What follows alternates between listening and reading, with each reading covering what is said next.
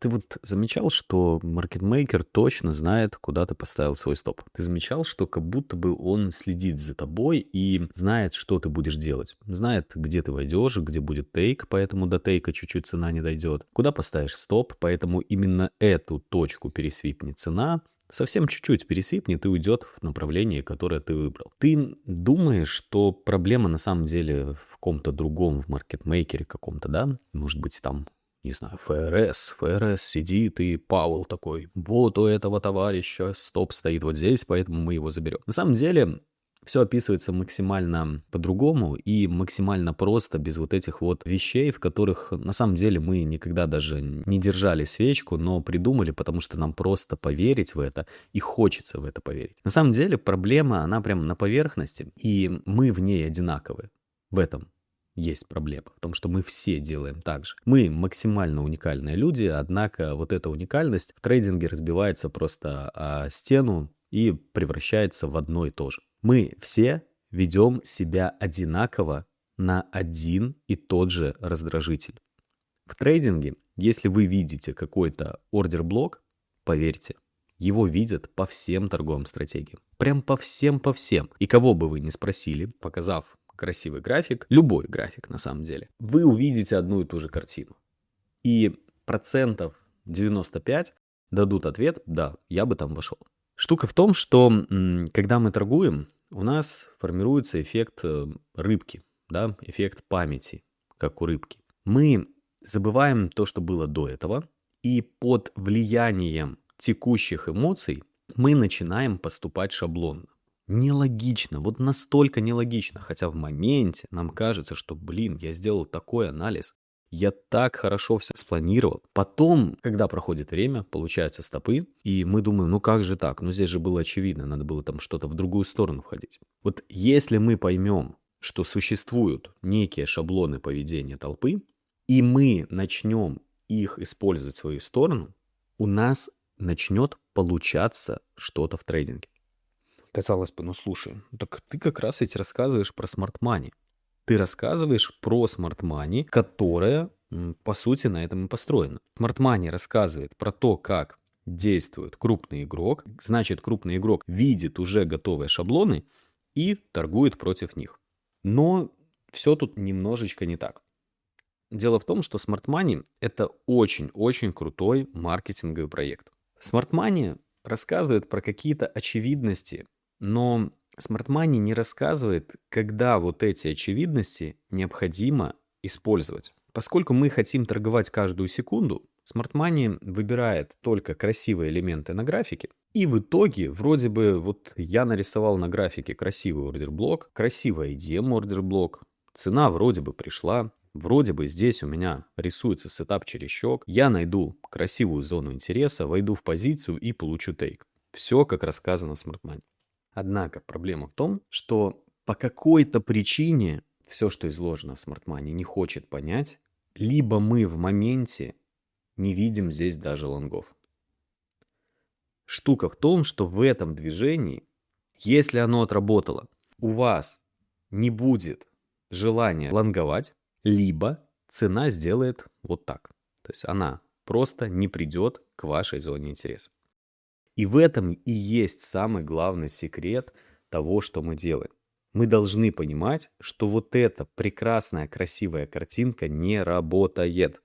Вы, естественно, скажете: Артем, ну как же так? Ну я же видел этих блогеров, я видел, как они все рассказывают, что 100% эти блоки работают. У тебя даже у самого на канале есть видео про то, как блоки работают. Я видел, что там люди пропы проходят благодаря этим блокам.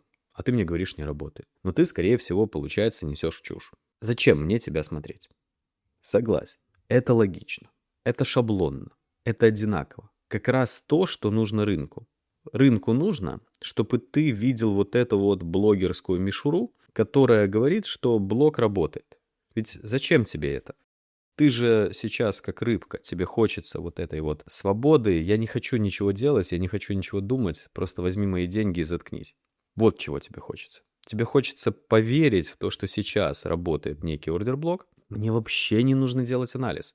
Я просто увижу ордер-блок и просто от него войду. И просто буду богатым.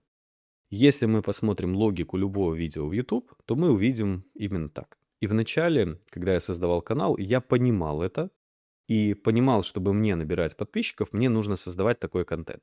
Однако в самом конце видео есть несколько важных оговорок, которые полностью кардинально меняют то, что говорилось до.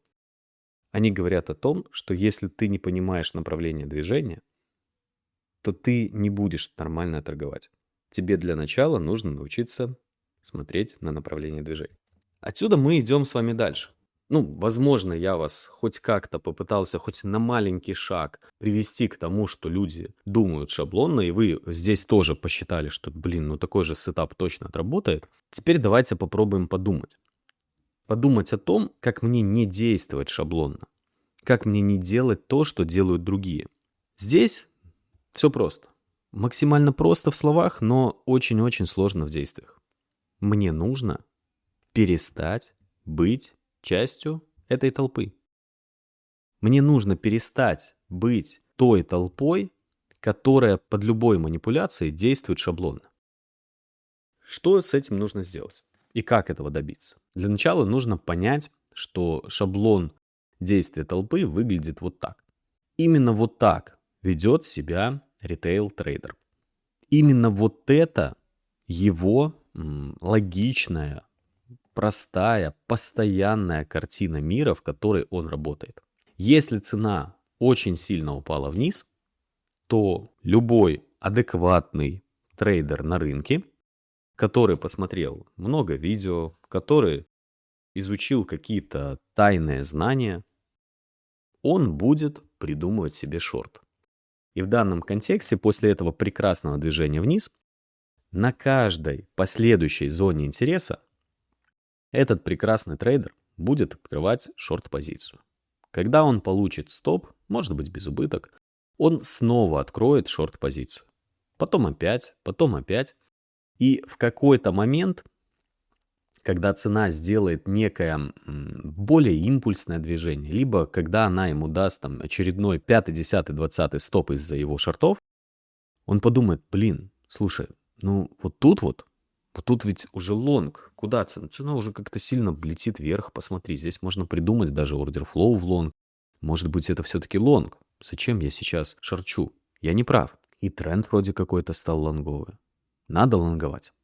И именно в этот момент этот трейдер открывает позицию в лонг. И причем самое интересное, видя это движение вверх, задача открыть, естественно, позицию от блока, от следующего блока, потому что ведь с первого раза не получилось. Надо же премиум дискаунт зону дождаться, правильно? И как только цена пробивает предыдущий лой, приходит озарение. Ой, так это же были шорты. Мне нужно придумать лонги. Зачем я придумал лонги? Если это были шорты, то я обязан был шортить. Что ж я за человек-то такой? Посмотри тренд-то. Просто на старшем таймфрейме тренд стал именно шортовым, а я поддался на эту манипуляцию. После чего человек открывает шорты и поехали по старой картине. Конечно, кто-то скажет, ты сейчас, ты просто все это придумал. Ты просто это все на ходу, красивую картинку рассказал, точно так же, как показывал нам только что ордер-блоки.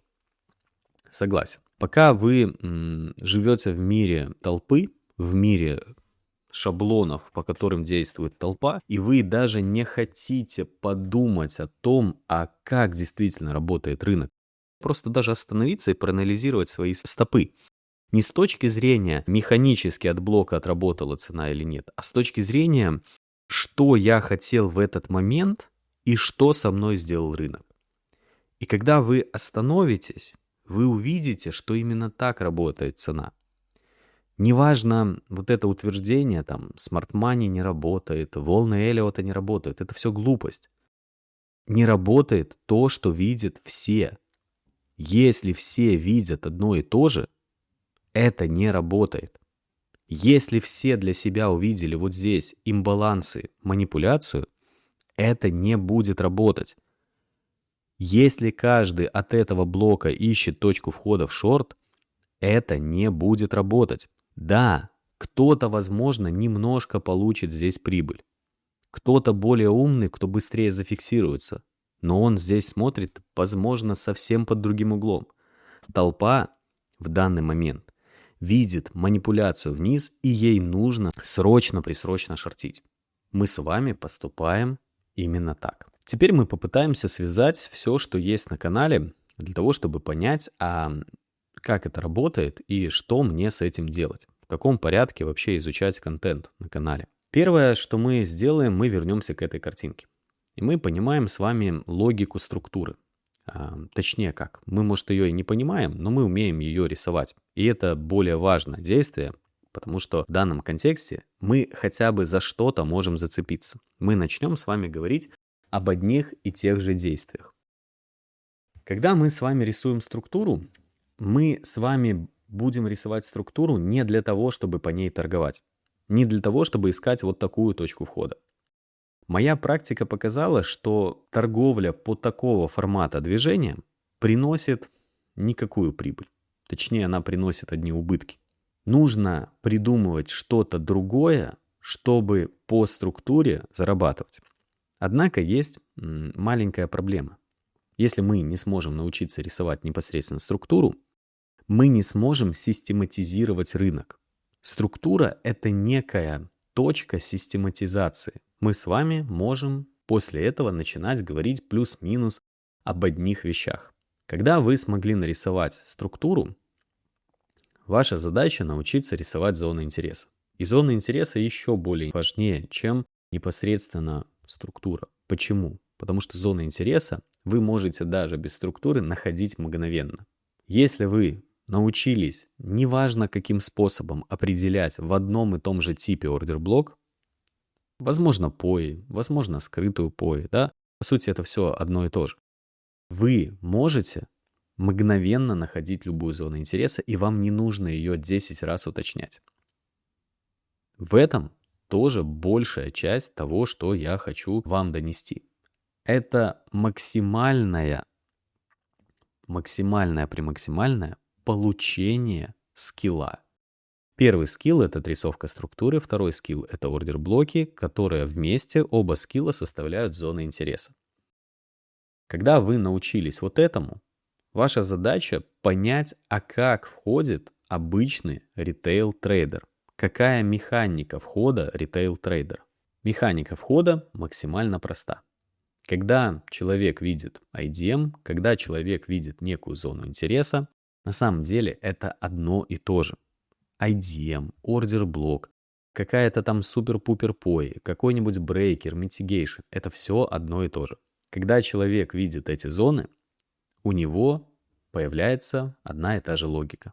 Моя задача, увидев, что цена приходит свечой 1 в зону интереса, если вдруг вы не видите, что здесь есть SMT-блок, это будет выглядеть вот так. Когда цена приходит свечой 1 в зону интереса, после чего дает реакцию в свече 2, то на свече 3 и 4 необходимо открыть лонг.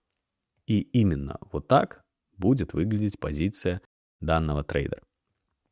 То же самое со следующей зоной интереса. Когда свеча 1 приходит в зону интереса, необходимо увидеть некий отскок, в данном случае он выражен свечой 2, после чего нам необходимо увидеть возврат обратно.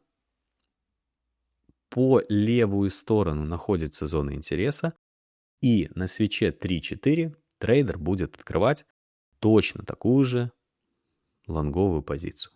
Итог обычно у него один. Это стопы. Здесь, конечно, появится вопрос: ну как же так? Ну неужели люди не видят то, что они постоянно здесь сливают? Нет. Я недаром упоминаю по поводу памяти, как у рыбок. Именно это и показывает то, что люди делают одно и то же. Их желание вечно так делать. Как сам сетап, как сама схема будет выглядеть на младшем таймфрейме. То есть это, например, 15 минут. Младший таймфрейм — это минутка. Цена делает движение 1, то есть она спускается вниз, приходит в зону интереса, после чего делает некую манипуляцию, которая выражена свечой 2. Дальше она спускается в рамках свечей 3-4, после чего трейдер будет искать позицию в лонг. То есть это ожидания трейдера, в которых он будет рассматривать свою позицию и ожидать вот такого вот формата точку входа. То есть, повторюсь, это младший таймфрейм. Сделаем с вами вот такую вот штучку добавления, да, то есть это отсюда выглядит вот сюда. Соответственно, когда трейдер ищет вот это движение, в итоге цена делает движение по свече номер 4, которая говорит: не-не-не, я пойду вниз.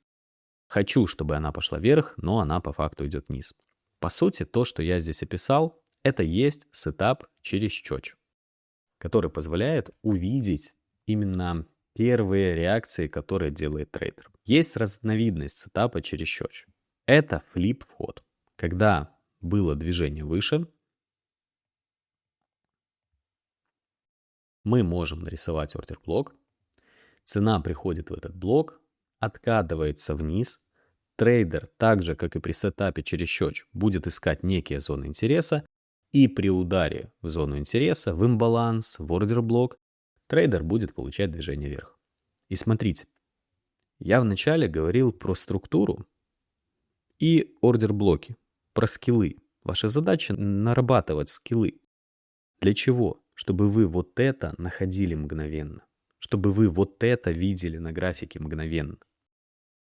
Мне не нужно сидеть 3 дня и думать на минутки, тем более на минутки. У меня нету времени столько. И думать, а есть это вообще там блок, есть ли сетап через чёч, как это входится, где их точка входа. Имея навыки, это происходит мгновенно. Мы чуть позже, в самом конце, посмотрим там пару практических примеров, максимально рандомно выберу, и сам себя даже проверю, насколько я быстро могу это делать, насколько быстро могу соображать, имею ли я действительно эти скиллы. И когда трейдер получает вот это вот действие, наша задача понимать, он попал в ловушку. И дальше мы с вами переходим к логике, а как действовать против этих трейдеров.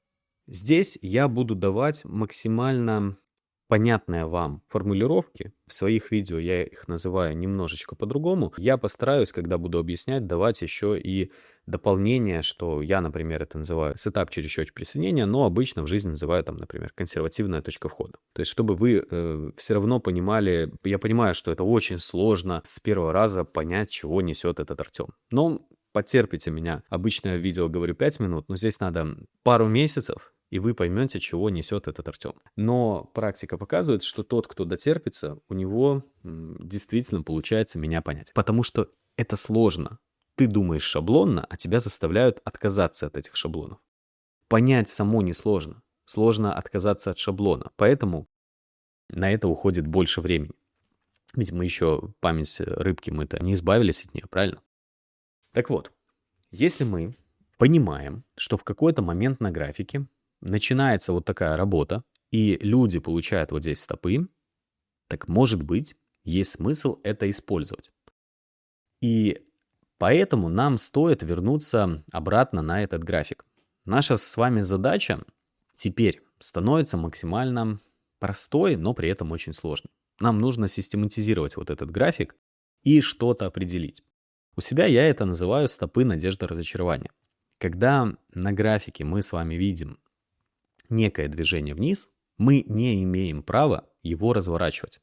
То есть мы обязаны точно так же присоединяться в шорт. Почему? По той причине, что в рамках этого движения, на самом деле, да, то есть давайте вернемся вот сюда, в рамках этого движения люди хотят лонговать, а здесь идет шорт.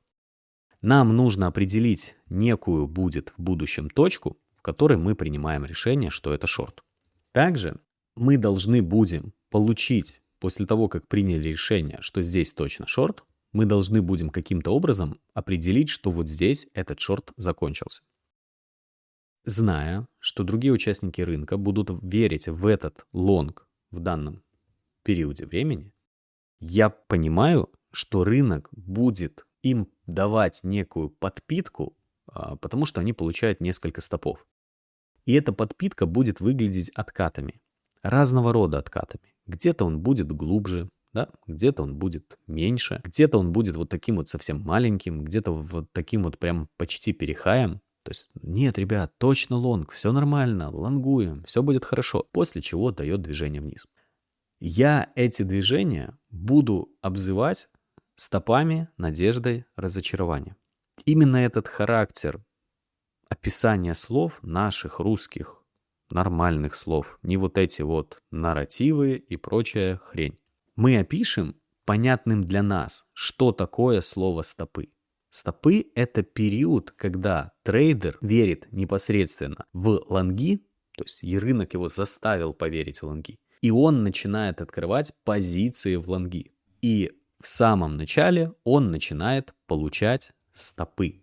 Это период нескольких движений, которые дают вот этот вот результат.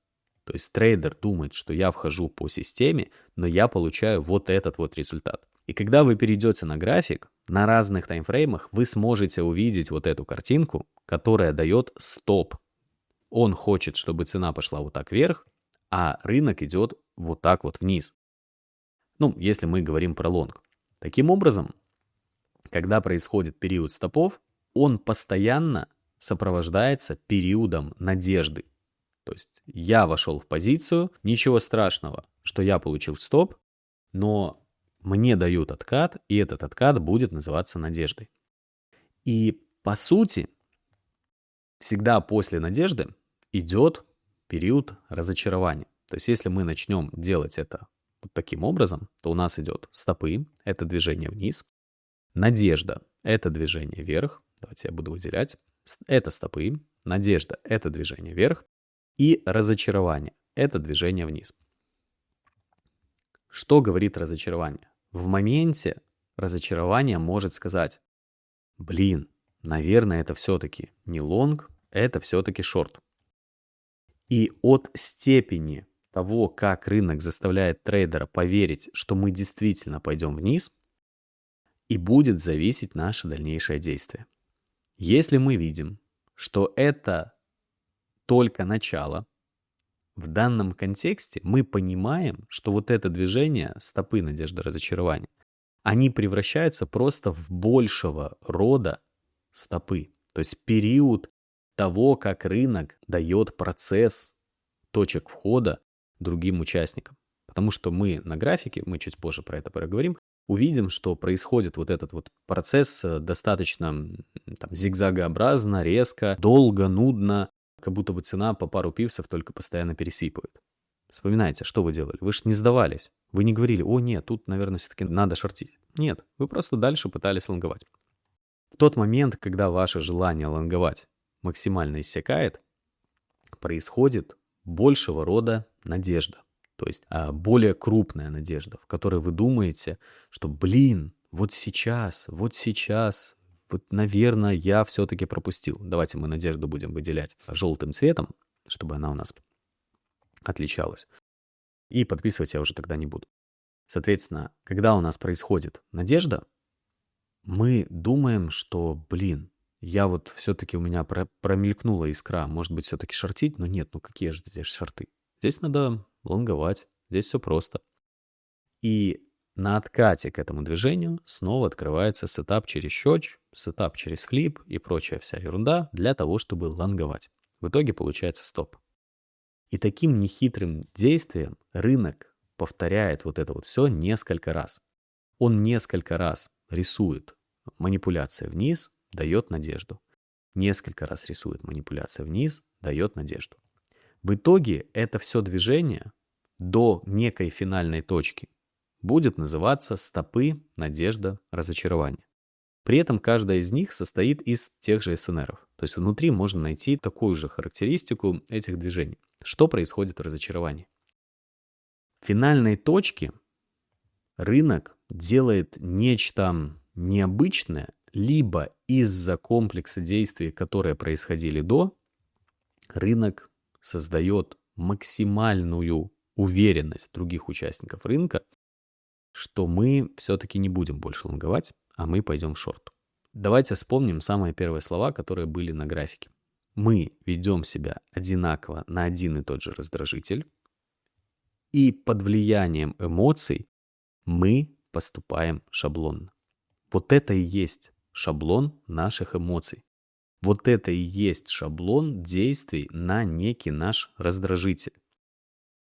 Здесь мы принимаем решение из-за некого большего импульса, из-за некого большего ускорения мы принимаем решение, что это теперь точно шорт. И в обратную сторону, когда уже рынок начинает двигаться, мы начинаем с вами говорить, что «Угу, так слушай, действительно, в данном контексте мне надо дальше что? Конечно же, шортить». И в обратную сторону рынок создает новый набор действий, чтобы заставить нас думать шаблонно. Как же теперь вот это все сопоставить со структурой? Ведь получается в данном случае структура просто как будто бы дает мне точку входа, которая не отрабатывает. Но потом кто-то скажет, стоп, ведь по сути у тебя структура может выглядеть, ну, например, фантазирую, вот так. И вот здесь уже случился, допустим, чёч, и мы должны шортить. Но как же тут мне тогда, получается, я все равно хочу еще здесь лонговать? Так я должен был бы шортить. Проблема нас заключается в том, что при структуре, когда вы вот так пытаетесь войти, да, случился чёч, вроде бы на истории у вас здесь точка входа, очень часто вы эту точку входа просто не получаете. Вот и все. То есть, если вы понаблюдаете, то вы увидите, что в данном движении мы просто физически не получили точку входа. Мы нахватались везде вот тут стопов, а вот тут точку входа не получили. В данном случае структура не является главным показателем того, что я буду делать. Она является просто вспомогающим элементом, который позволит нам отразить то, что делают другие участники рынка, чтобы воспользоваться этим. Мы не будем торговать из-за структуры. Мы будем наблюдать за рынком, что делает через структуру рынок. Если мы видим, что по структуре все летит и не дает точки входа, реальной точки входа, мы понимаем, что продолжается нисходящее движение. Если мы видим, что по структуре получены точки входа, нам нужно обратить внимание, а какого рода вот эта надежда, что с ней происходит.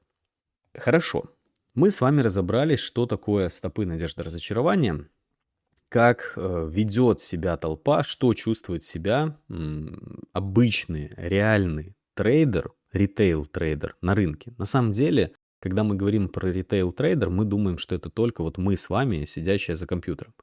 Ритейл-трейдером являются и даже крупные фонды. Они борются друг с другом. Они ведут себя вот так же. Там точно так же сидят такие же товарищи, просто у них бонусы в разы больше, чем у нас. Да, у нас там 5 баксов бонус, а у них бонус в пару миллионов. Но разницы от нашего поведения практически никакого нет.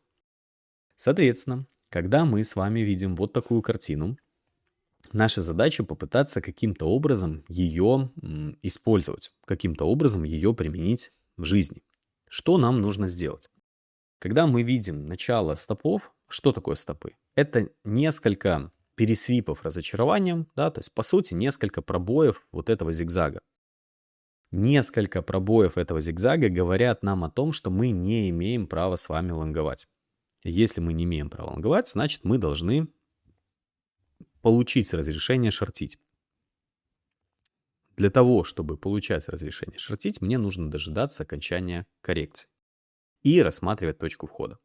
Когда мы с вами понимаем вот эту простую логику, что я вижу, что люди получают здесь стопы, то я должен рассматривать позиции в продолжение движения уже, получается, против основного тренда, против даже основной структуры. Я вижу, что в данном случае у нас был удар вот здесь, то есть, по сути, свеча 1, 2, 3, ну и часть 4 образовали первый стоп, после чего был образован следующий стоп. Свечой 5, 6, 7, 8 образован еще один стоп. О чем мне это говорит? В данном случае у меня видно на графике, что есть минимум 2 стопа. Имею ли я право вот в этом месте открывать позицию в лонг? Вот в этом месте? Конечно же нет. И для того, чтобы вот здесь я начал искать позицию в лонг, мне нужно увидеть начало движения вверх, потому что здесь началось движение вниз. Когда началось движение вниз, по логике я обязан не действовать шаблонно, шаблоном в данном случае будет являться именно точка входа в лонг, значит, я должен рассматривать шорты, либо никуда не входить. Ведь не входить в позицию – это тоже действие. Когда я вижу еще и третий раз точку входа, я понимаю, что рынок точно не идет вверх. И для того, чтобы я получил разрешение входить, например, в лонг, мне необходимо будет увидеть такое же действие в лонги. То есть я должен буду получить движение вверх первое, движение вверх хотя бы второе. Да, есть исключения, есть ускорение, есть дополнение. Об этом все на утренних разборах. Я сейчас не буду вдаваться в максимальные подробности. Здесь задача объяснить, что из чего выходит. Да, то есть мы изучили структуру, мы разобрались с блоками, мы разобрались, как ходят другие трейдеры. Мы мгновенно можем это находить на графике. Нам не нужно сидеть, думать, мучиться. Теперь мы понимаем, как найти вот эту закономерность, в какую сторону мне присоединяться. И мы понимаем, что в этой точке мы точно не можем шортить.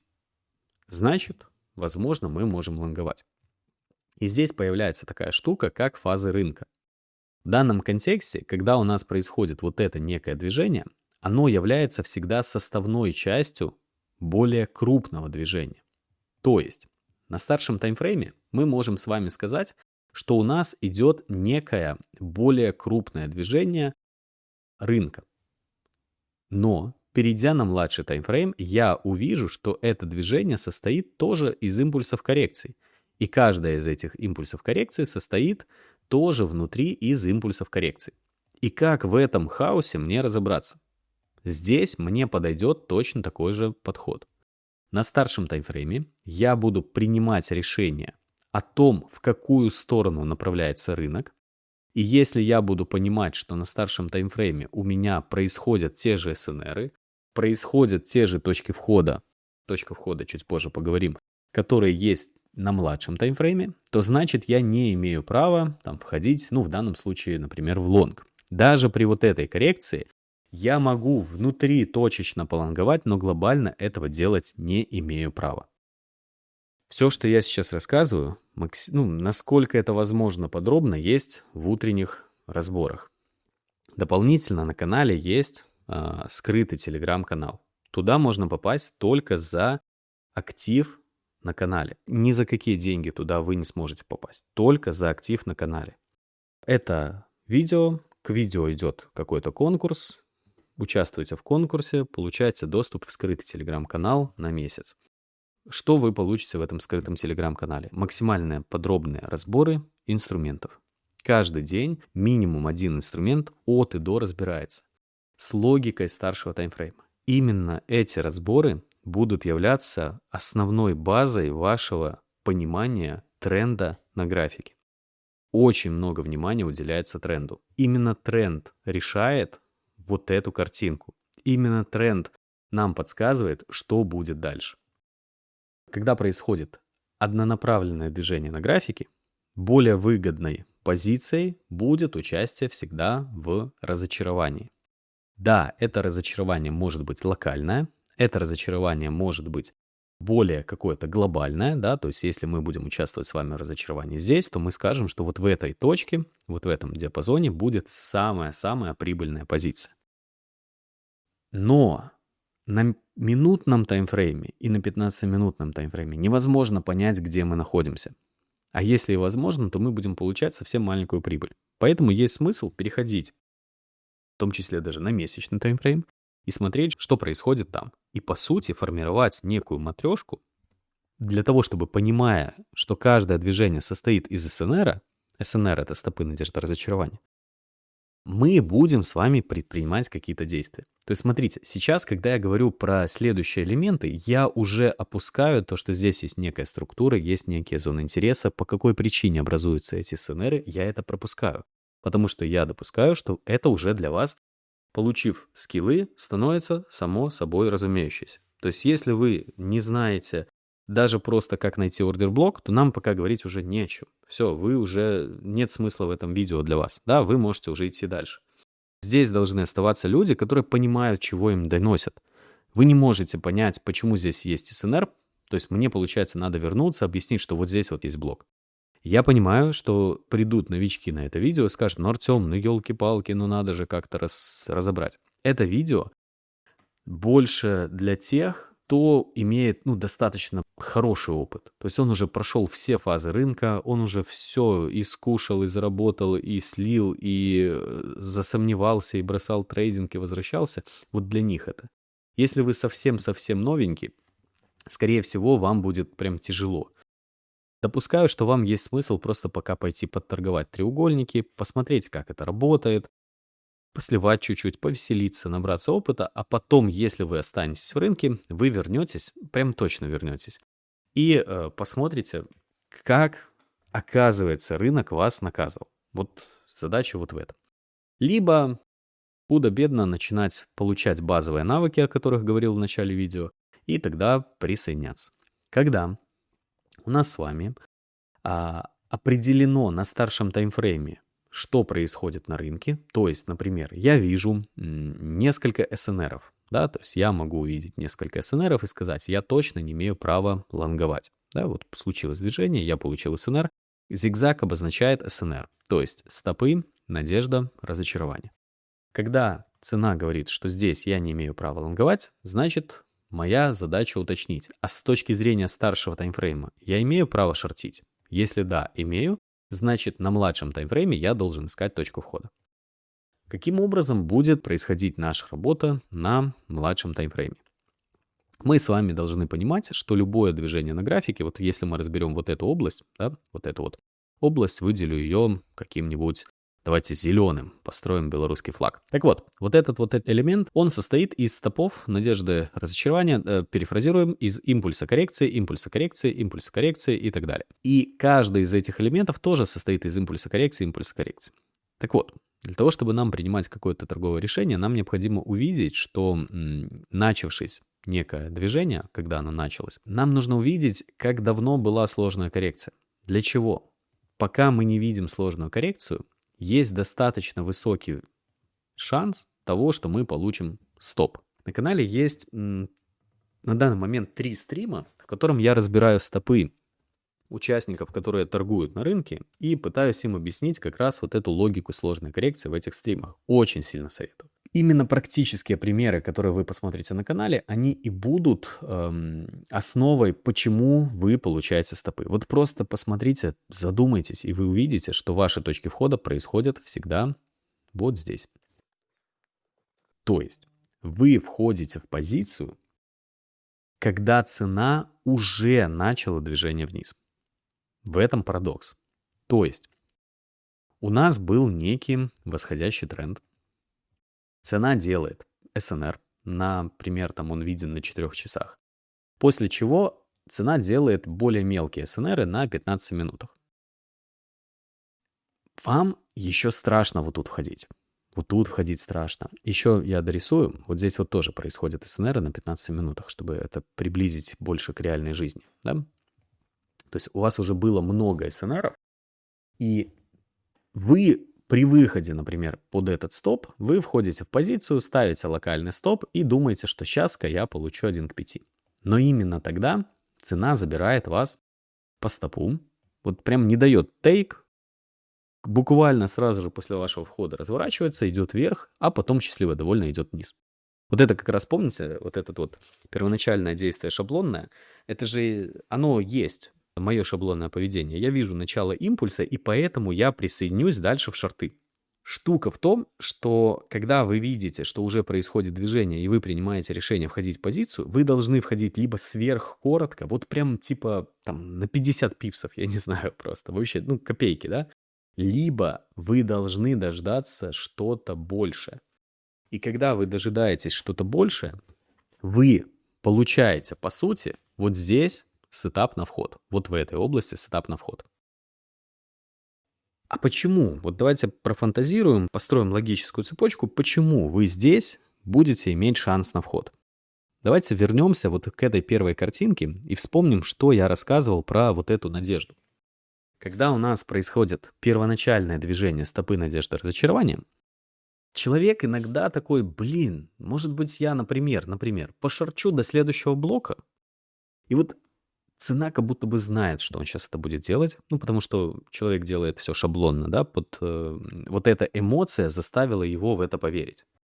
И поэтому рынок делает большее движение, которое заставляет людей еще сильнее поверить в лонг, в то, что сейчас точно будет лонг.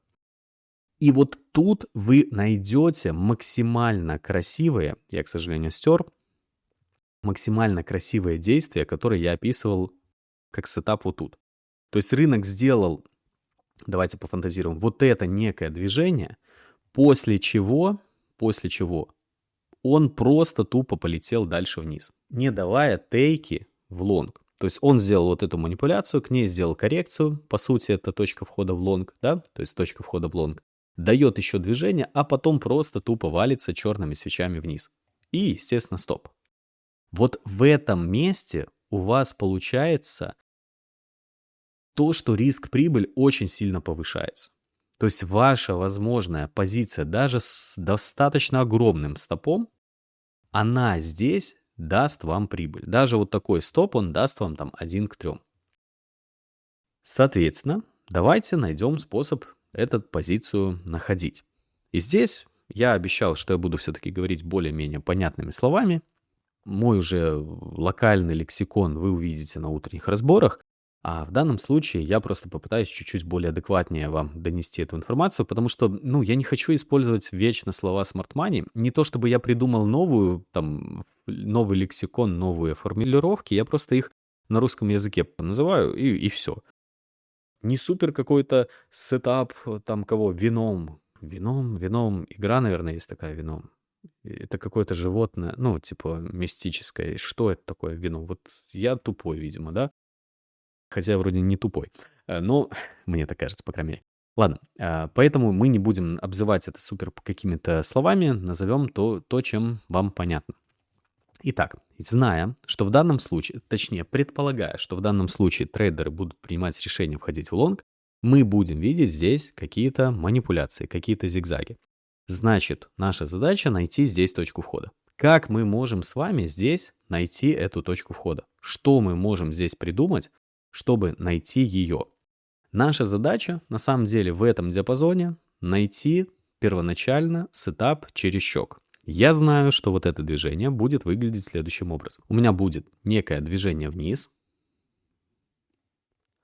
к нему будет некое восходящее движение, то есть некая надежда, и после того, как к этой надежде начнет формироваться потенциальное место для точек входа в лонг, то есть люди будут ждать вот это, я нарисую, как пойдет рынок, с точечками я нарисую их ожидания, да, то есть люди будут пытаться вот так вот ждать лонги, вот тут ждать лонги, вот тут ждать лонги.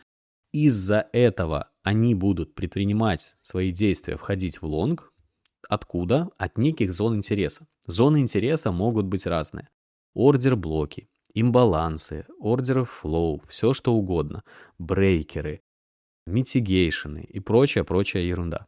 И видя на младшем таймфрейме, что люди получают первые стопы, я буду использовать сетап через щелчь присоединения. То есть какая его логика? Видя, что в данном случае получен первый стоп, моя задача будет, например, найти в обратном направлении ордер-блок либо имбаланс и войти в позицию в шорт. Вот эта позиция в лонг, она будет делаться другими участниками. Вот эта позиция в шорт, она будет открываться нами. Поменяем цвет на зеленый. Какая логика этой позиции? В чем логика этой позиции? Логика позиции заключается в том, что видя, что на старшем таймфрейме у нас существует некий нисходящий тренд, моя задача, выждав некую более сложную коррекцию, увидев, что она закончилась, увидев начало движения вниз, открыть позицию в шорт. Выждав более сложную коррекцию на младшем таймфрейме, получив как будто бы большую вероятность того, что шаблон других участников не сработает, моя задача открыть позицию в шорт. Когда открыть позицию в шорт? Когда их шаблонное мышление будет говорить о том, что это точно лонг, и я влетаю в лонг. Таким образом, Имея просто возможность, например, открыться от имбаланса со стопом за локальный хай, либо за местный хай, максимально глобальный, да, то есть это текущий хай вверху, я могу открыть свою позицию. Дополнительно можно использовать такую прикольную штуку, которую мало кто использует, особенно из тех, кто вообще торгует шаблонно. Это стоп-приказ. Я могу взять и проявить хитрость, поставить вот под эту свечу, вот под этот откат, стоп-приказ, стоп за локальный хай, либо чуть-чуть выше и получить еще качественный риск-прибыль. По сути, все, что я сейчас описал, это и есть то, о чем я рассказываю на канале. Я показываю вам, как через понимание действия шаблонных толпы можно торговать против толпы. Однако бывают хитрости, и из-за этих хитростей, которые являются как раз вот этими более сложными коррекциями, люди и получают стопы. Что касается самих точек входа могут быть разного рода. Это может быть максимально агрессивная точка входа, когда у нас мы просто видим некую сложную коррекцию, то есть из-за степени рынка, да, из-за степени вот этих вот пониманий, в каком элементе на рынке мы находимся, мы можем с вами действовать более агрессивно и менее агрессивно.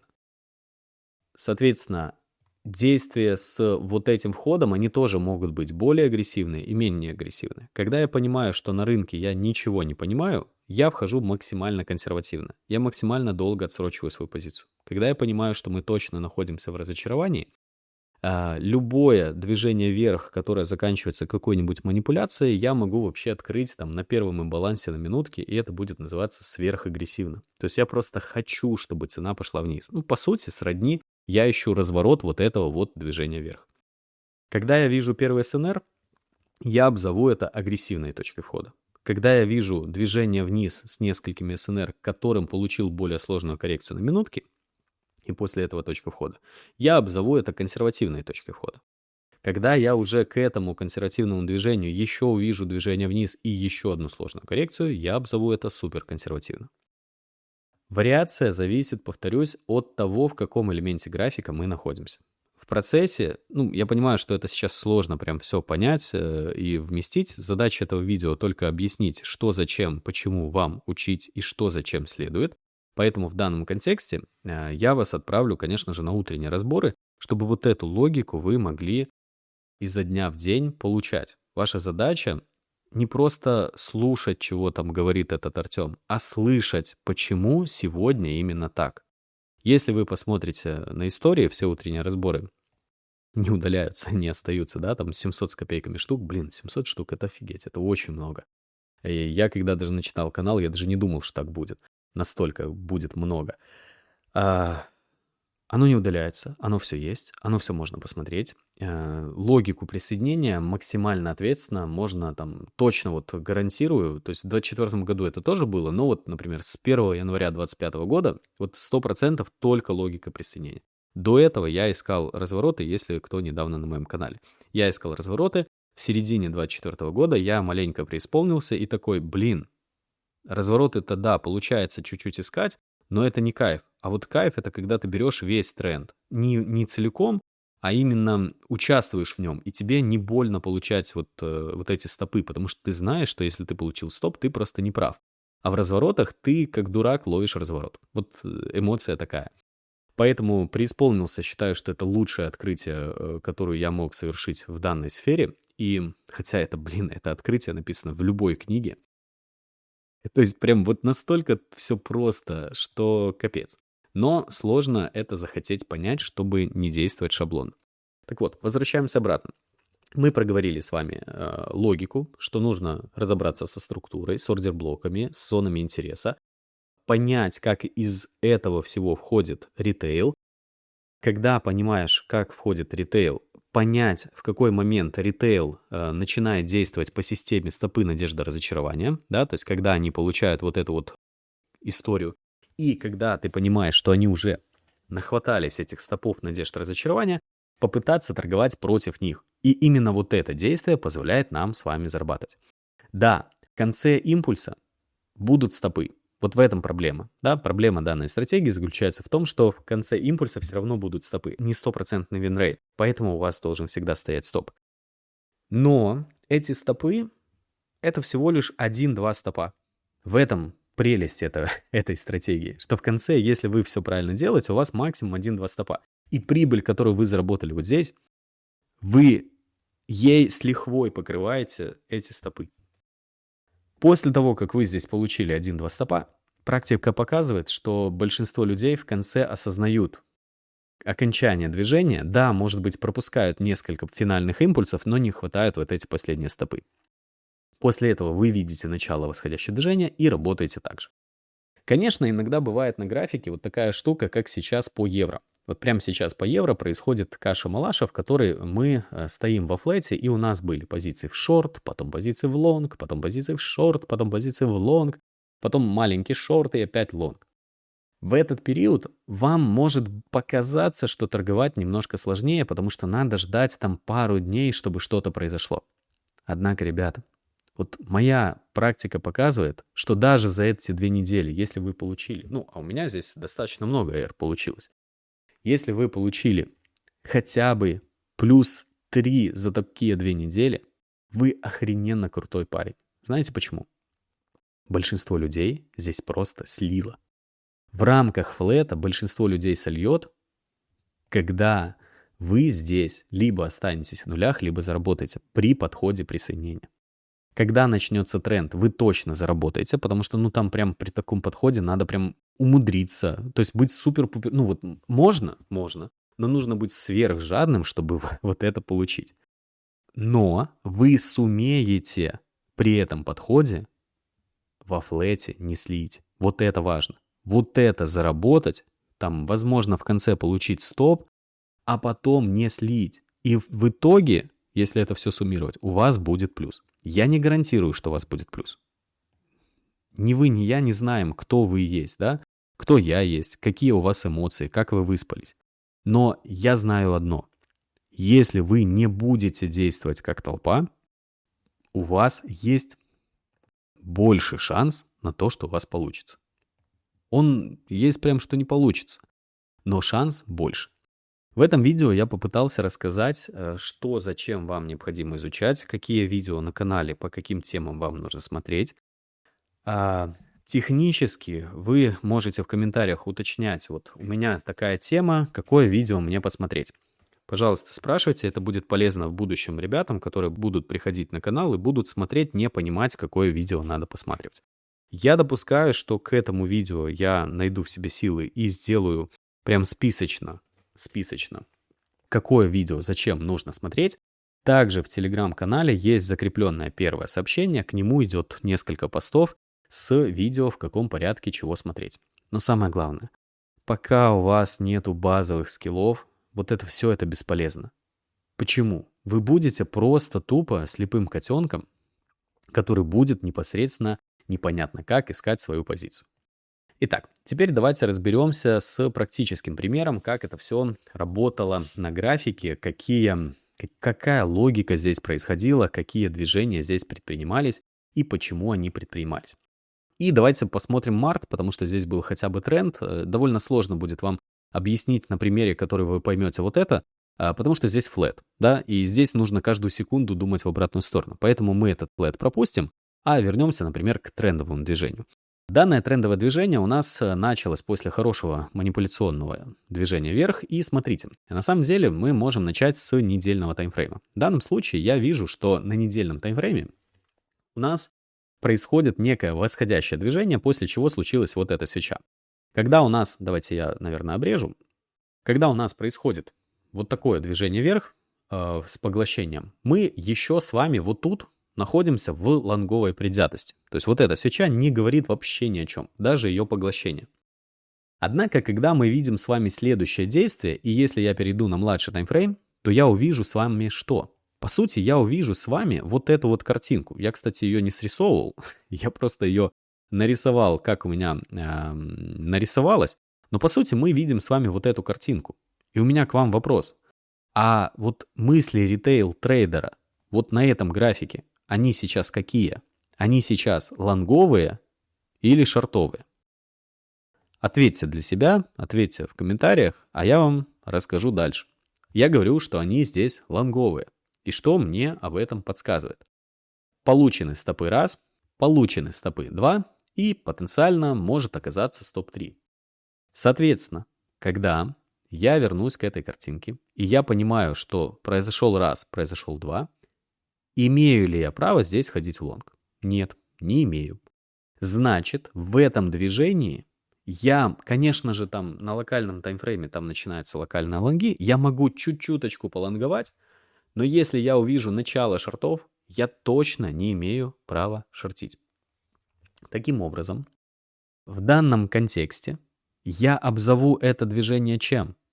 И если мы вспомним с вами вот эту картинку, да, я обзову это, что у меня был импульс, коррекция, и если эта коррекция закончится, то пойдет дальше нисходящее движение. Я обзову это надеждой. Стопы, надежда, разочарование, надежда. В практике я довольно часто говорю стопы, надежда, разочарование, надежда, разочарование, надежда, разочарование, чтобы показывать смысл, что каждое следующее движение будет импульсным, и мне нужно выждать надежду, что будет дальнейшее движение разочарования, да, то есть ускорение вниз. Хотя в теории я всегда объясняю, что вам выгоднее каждое движение объяснять себе так, что каждое движение состоит из СНР, и каждое движение состоит из СНР и так далее. Но для меньшего количества слов я буду это просто как будто бы опускать. Соответственно, если я понимаю, что здесь у меня есть некая надежда, моя задача на младшем таймфрейме увидеть, что цена закончила это движение и присоединиться. В пятницу здесь еще мы допускали, что может быть локальный перехай, поучаствовать в рамках локальной надежды с точно такой же логикой присоединения выше. Да, то есть у нас вот здесь стопы, вот здесь стопы, вот здесь стопы, вот здесь. Это точно не шорт. Если это точно не шорт, локально я могу чуть-чуть присоединиться в лонг. Но мы открываемся утром с гэпом, и в данном контексте рынок говорит, что это точно шорт. Это прям не лонг, это прям шорт. И если рынок говорит, что на старшем таймфрейме я нахожусь в нисходящем движении, на старшем таймфрейме у меня произошла более сложная коррекция, да, то есть мы можем сказать, что мы находимся вот в этом движении вниз, было движение вверх, потом происходит движение вниз, то какая моя задача? Дождаться очередную более сложную коррекцию и войти в позицию. Каким образом? Найти сетап, который я описал выше. Я перехожу на младший таймфрейм, я нахожу следующую, вот, к сожалению, я полетел дальше, я нахожу ближайшую сложную коррекцию, и исходя из моей предвзятости в шорт либо в лонг, агрессивно либо консервативно, я принимаю решение о входе в позицию. Поскольку этот день был связан с Трампом, да, скажем так, в данном контексте у нас произошло некое ускорение. И старший таймфрейм, еще не пробив там очередной СНР на младшем движении, дал более сложную коррекцию вверх.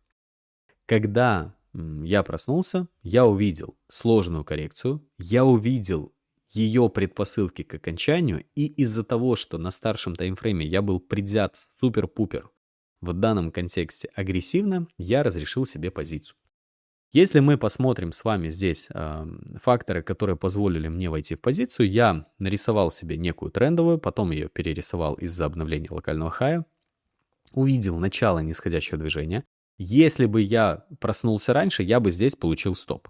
То есть это нельзя отрицать, в этом проблема суперагрессивных позиций, потому что в данном контексте мы с вами просто будем тогда получать из-за этого стопы. Первую позицию открыл супер агрессивно, однако с достаточно высоким стопом, потому что в данном контексте не имел доп-факторов. После чего цена продолжила нисходящее движение, не делала более сложных коррекций.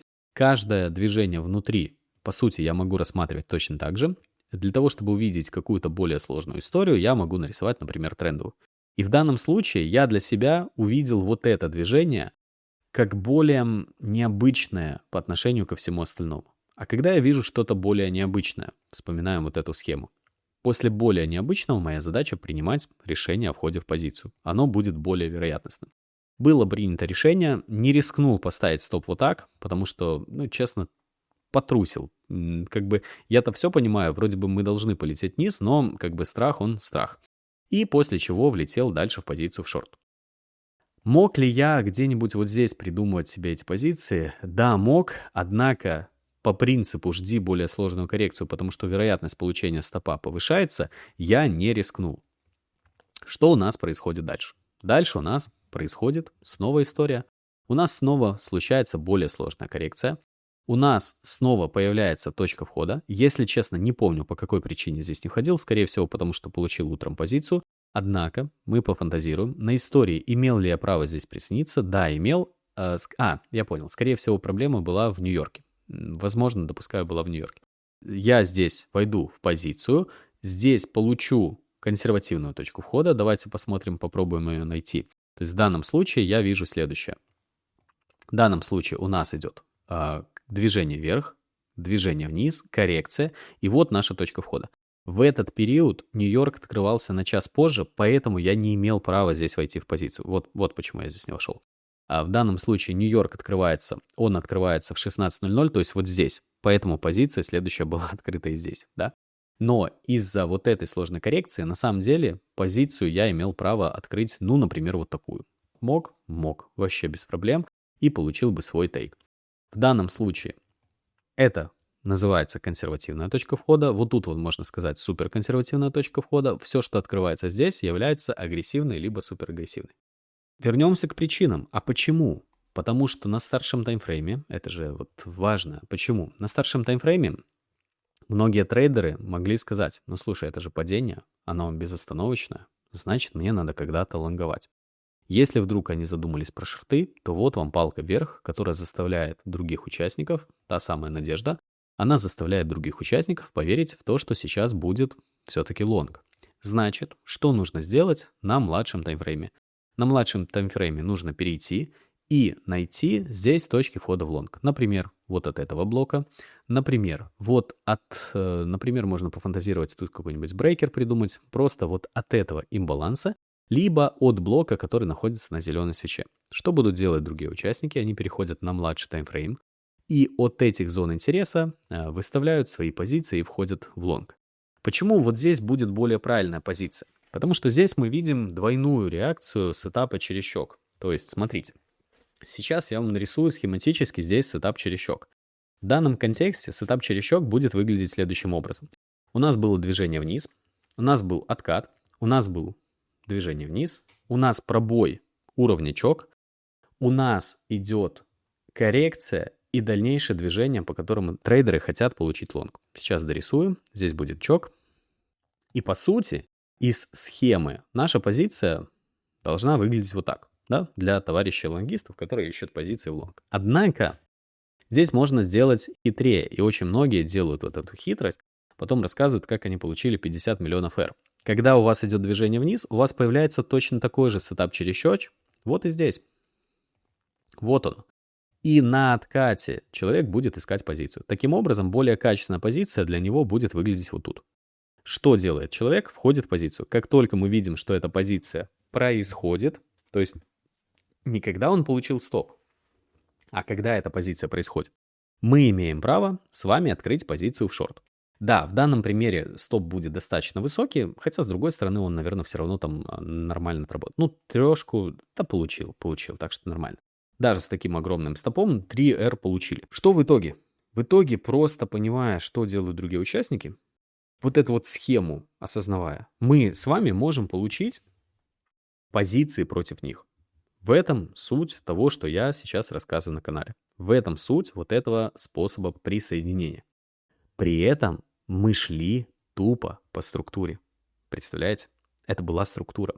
Однако по самой структуре точки входа нету. Вот в чем прикол. Смотрите. В данном случае у нас есть блок, у нас есть IDM, который прошивается, а следующий блок находится высоко. Брейкер находится высоко. Кто-то мне скажет: Артем, мы же вошли от 50, 30, 20% имбаланса. Но, ребят, ну как бы я сейчас не старался придумать тут 50% имбаланса, мы до него не дошли. Ну нету здесь 50. Может быть только, знаете, как вот так, ну даже вот так, ну все, максимально, мы не дошли. Вспоминаем, что я рассказывал вам про структуру. Да, мы пошли по структуре. Структура не отработала, в этом проблема. Но незнание структуры вам не позволит вот эти базовые элементы видеть на графике. Это очень важно. Пока нету этих базовых элементов, все, что вы делали, это все бесполезно. Наверное, это все, что я хотел вам рассказать. Видео получилось супер большим, я даже не ожидал, что оно таким большим получится. Надеюсь, что оно записалось. Будет очень печально, если оно не запишется, потому что я люблю делать все с одного дубля, и я так подробно не смогу вам рассказать второй раз. Мне кажется, у меня не хватит энергии на это. Поэтому, если вдруг это видео записалось, что с этим делать? Попытайтесь понять вот эту логику. Из точки А в точку Б, чего вам рассказал Артем. Что я вам пытался донести. Какие навыки вам надо получить на графике, чтобы понять, что делает рынок. Эта стратегия не является каким-то граалем, что вы точно сможете заработать. Однако, если вы немножечко покопаетесь на моем канале, вы увидите подтверждение отработки этих мыслей. Например, вот это вот видео, где я разобрал, как за последние 2 недели я делал анализ в суперсложном куске графика. То есть сейчас вот прям, он не сложный с точки зрения понимания, там, а что будет дальше. Он сложный с точки зрения терпения и постоянного держания руки на пульсе. И в этом видео я проанализировал вот эти 2 последние недели и проговорил, какие были планы, что в итоге отработало, не отработало, как это работает. Попытайтесь это посмотреть. Попытайтесь понять, почему. Когда вы это поймете, обязательно попробуйте построить торговую стратегию. Ну и если она у вас есть, поверьте. В этом видео рассказал, как это сделать. А на этом у меня все. Спасибо за просмотр. До встречи на утренних разборах. Пока-пока.